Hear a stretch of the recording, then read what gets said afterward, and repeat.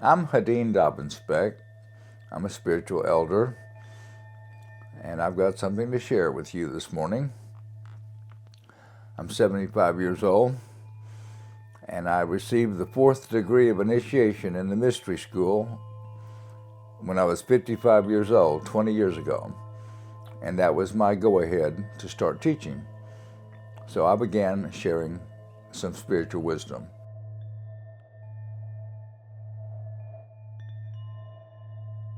Today we're going to start a series of 3 parts on the Divine Feminine.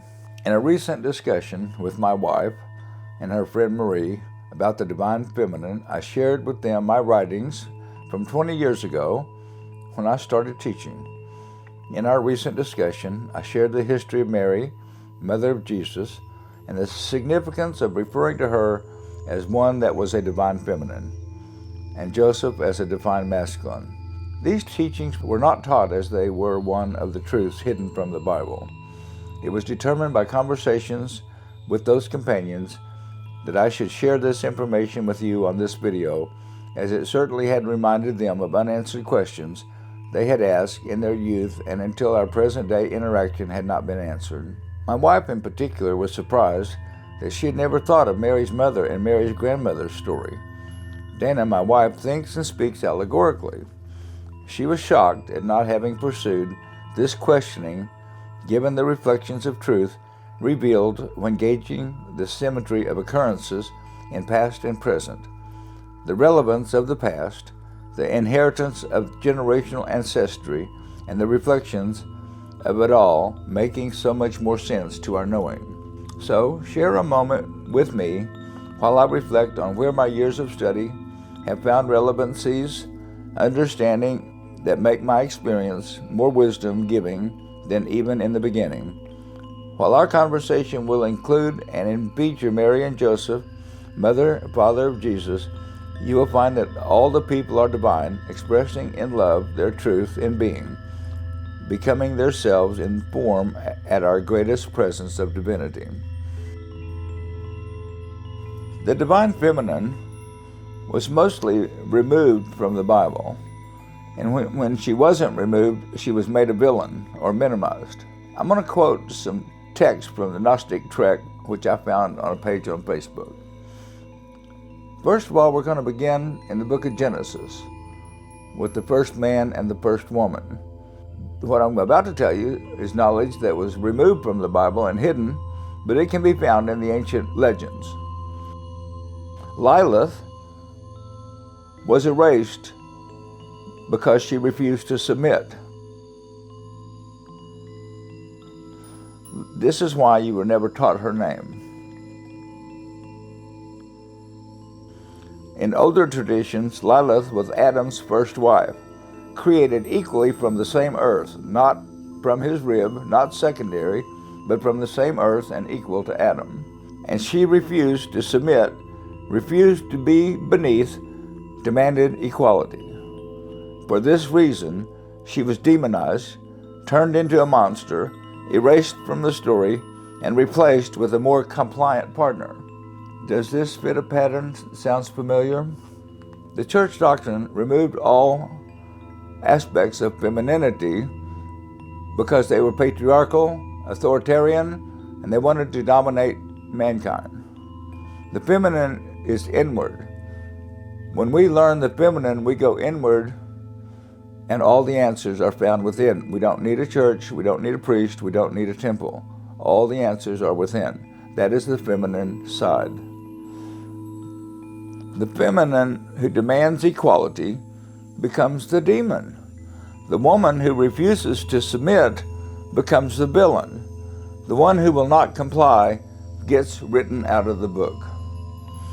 Lilith represented the wild feminine, untamed, unwilling to perform subordination connected to her own power. And that has to be erased because it offered a different model, one where feminine did not mean lesser. She survives in fragments, in demon stories, in the shadow traditions, in the parts of Scripture that got edited out. But she was there first, equal, powerful, unsubmitting. and may be still available to those who remember her. Now, let's talk about the compliant one, Eve. Eve was not the villain. She was the brave one enough to seek knowledge. The traditional reading makes Eve the problem, weak, gullible, seduced by the serpent, responsible for the fall. But look again.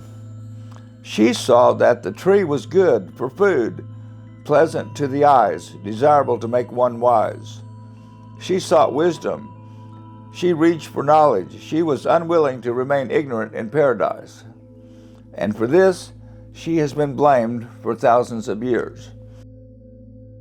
The fall is not the fall from grace. It is a descent into experience, consciousness entering matter, divinity taking on flesh, the infinite becoming finite. And Eve initiated it. She chose knowledge over comfortable ignorance. She chose experience over innocence. This is not a sin. This is courage. The serpent did not deceive her. He told her the truth. You will not die. Your eyes will be opened. You will know good and evil. And that is exactly what happened. Eve was not the villain. She's the seeker, the one willing to pay the price for knowledge. That's the truth about the original man and original woman. I want to speak of another woman in the Bible that was made a villain. Mary Magdalene was Jesus' closest friend. Her book taught that the divine is within. You don't need church, any institution, or priest. This would destroy the church. So she was made a prostitute and eliminated. Her book is found in the 44 lost books. I've done some additional research on Bible women who were minimized. Women weren't on the edge of early Christianity, they were at the center of it. Phoebe was called a deacon by Paul in his letter to the Romans.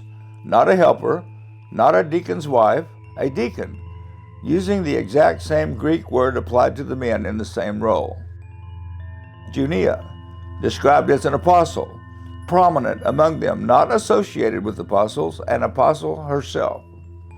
Priscilla, teaching Christian doctrine along with her husband as a full partner, correcting other teachers on matters of faith. Mary Magdalene, the first witness to the resurrection, personally sent by Jesus to deliver the news to the male disciples. The early church gave her a title, Apostle to the Apostles. These were not footnotes. These were leaders. The Greek Sophia is the spirit of female wisdom. Wisdom gives birth to faith, hope, and charity. Sophia was the virgin of light, the sacred fire essence, whose spirit entered into the body of Mary to conceive Jesus. She was the mother of the 7 planetary spirits. I'm going to share something from the Gnostic Trek that I found on Facebook. In the book of Proverbs, chapter 8, it says, wisdom was beside God before the creation. When he marked out the foundations of the earth, I was there beside him like a master worker. Wisdom, Sophia, she, not created, not secondary, present from the beginning, co-creating with God. This is in the Bible, not hidden, but preserved. And yet, most people have never heard it taught because it disrupts the narrative. A feminine principle present before creation, equal to the Creator, essential to the process. I thought I would give you that introduction to the Divine Feminine using Bible references that many of you are already familiar with, but casting it in a completely different light. Thank you.